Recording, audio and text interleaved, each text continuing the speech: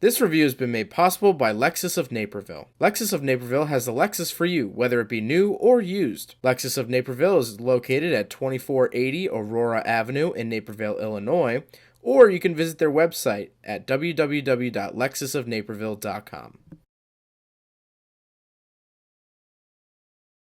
Alright, what's up guys? My name is Zach, and today I am driving a 2019 Dodge Challenger SRT Hellcat. Up front is a 6.2 liter supercharged V8, and down below is a 6-speed manual transmission. Now I'm super excited to be driving this here SRT Hellcat because guys, it's an SRT Hellcat. I drove one a long time ago. I was actually 19 years old when I first drove a Hellcat, and it was the first truly fast, truly scary car I had ever driven. And so now that I'm turning 24 here in a couple days, actually by the time this video comes out I'll be 24, I'd like to think I have a little bit of different perspective. I'm out of college now. I'm making adult money now. Let's see if that's changed my thoughts here on the Hellcat. Let's get back to that 6.2 liter supercharged V8 putting out 717 horsepower, which is absolutely insane. It has a giant supercharger on it, and the supercharger noise is the whole reason you buy this car.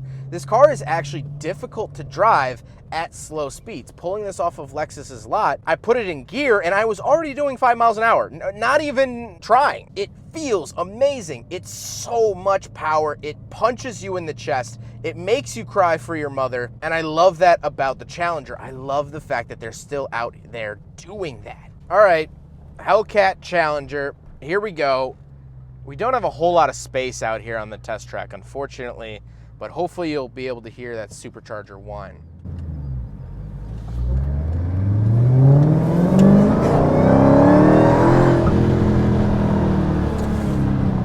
Yeah, it's good. It's very good. This is one of the few cars that I get into, and I'm a little nervous. I am a little bit nervous, and not because of the monetary value.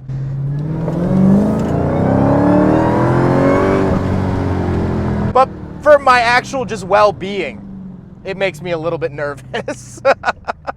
Like I said, paired to its 6-speed manual transmission. The manual is very stiff. Getting it in and out of gear takes quite a bit of muscle, not only in the clutch feel, but in the shifting feel. Now, of course, I come from the world of driving Miatas and MR2s and RX-7s, where if you breathe heavy enough, you can depress the clutch.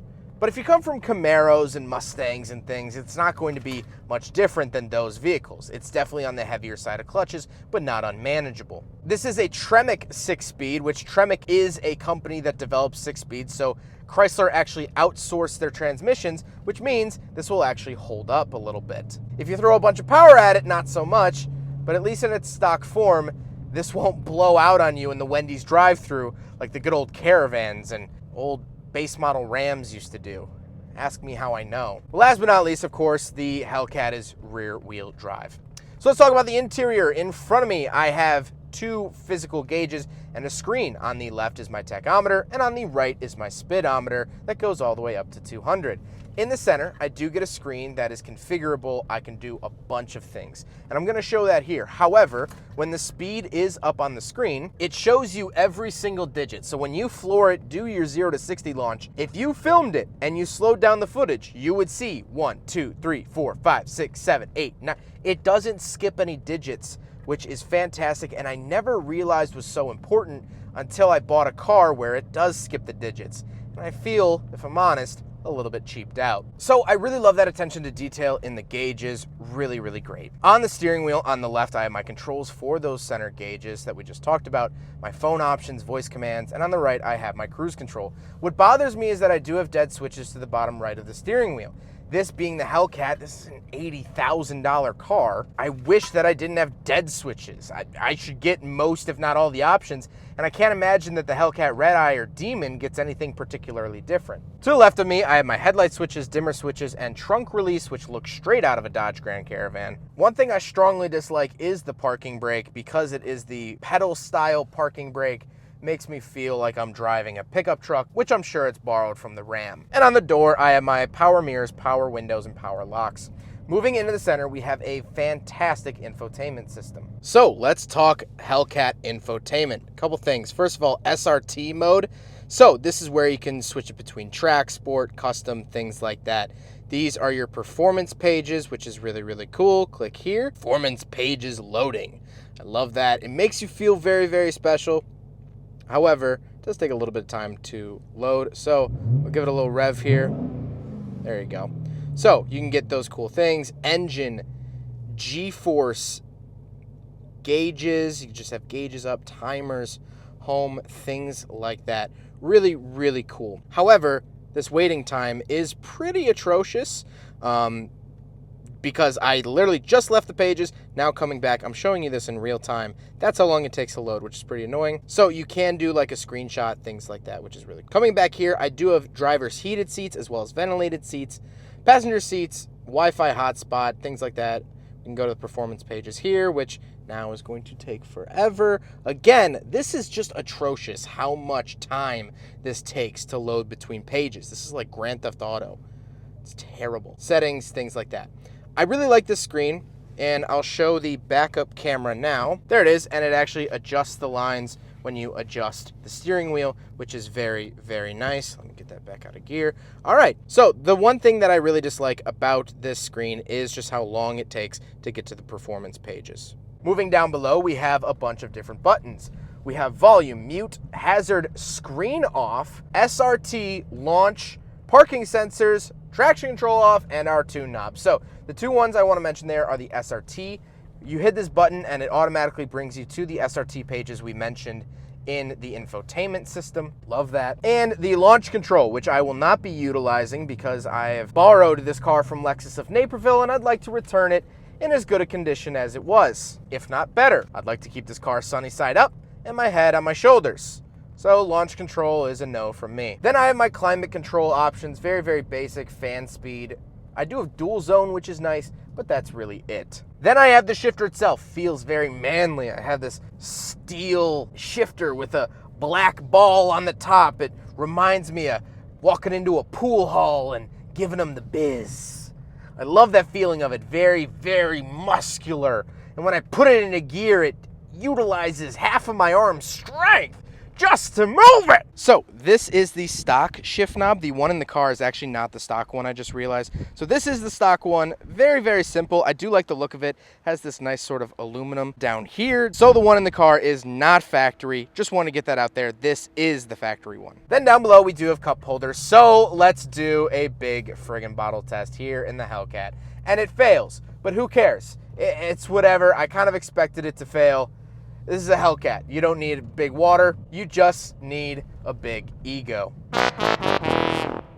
Now, the seats are very, very comfortable. Mopar, Dodge, whoever you want to credit this vehicle with, they make fantastic seats. Very, very comfy. Some of the most comfy seats you'll find in any car in this segment, which this segment, I mean like GT350, whatever. This is very, very comfortable. Almost too comfortable. But we do have back seats, so let's go do a back seat review. All right, so we're in the back of the 2019 Dodge Challenger Hellcat Widebody, and I'll put the seat back up here. I did have to scoot it up a little bit.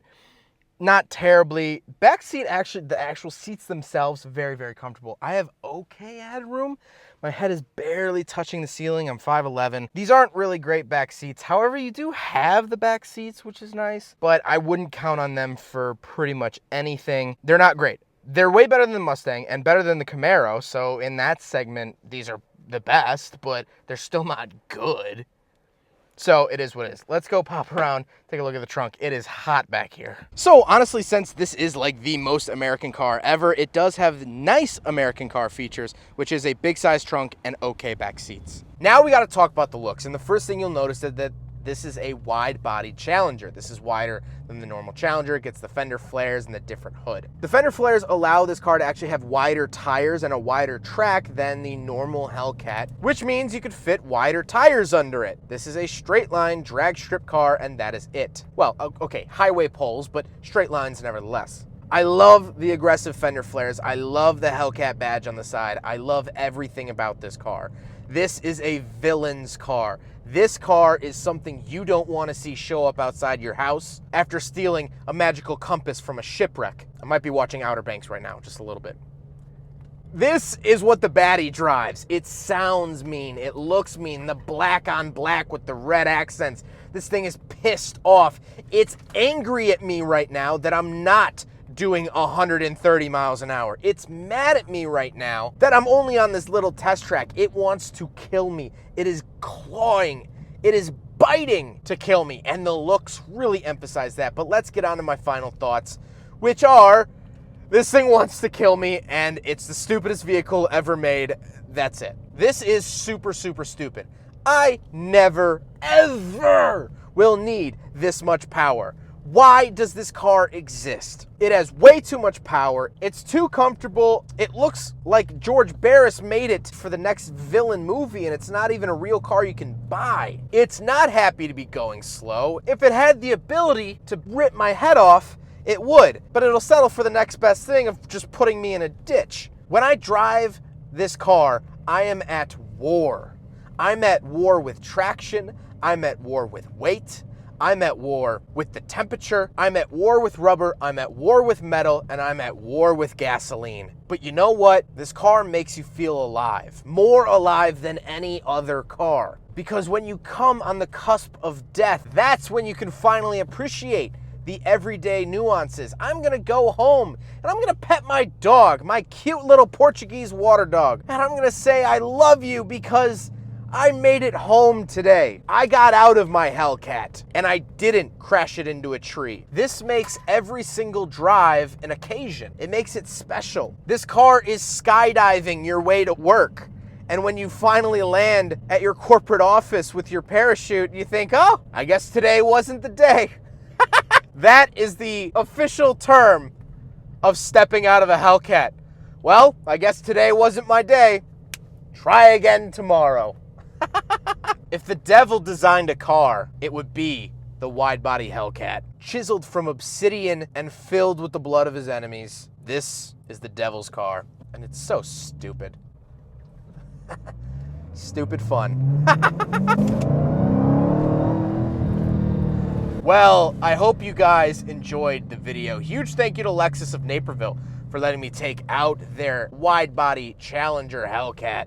It's always fun to get behind the wheel of one of these things. They are absolutely awesome. Between the three dealerships of Chevy, Toyota, and Lexus, they have tons of vehicles. Obviously, they have very fun vehicles like this. I'm very, very happy with it. This thing is absolutely awesome. And Lexus of Naperville is awesome. If you're looking for a new Lexus or just a used vehicle in general, Lexus of Naperville has you covered. Their information is up on the screen, as well as linked in the description below. But I hope you guys enjoyed the video. Don't forget to rate the video, comment on the video, and subscribe if you really liked it. Take care, guys.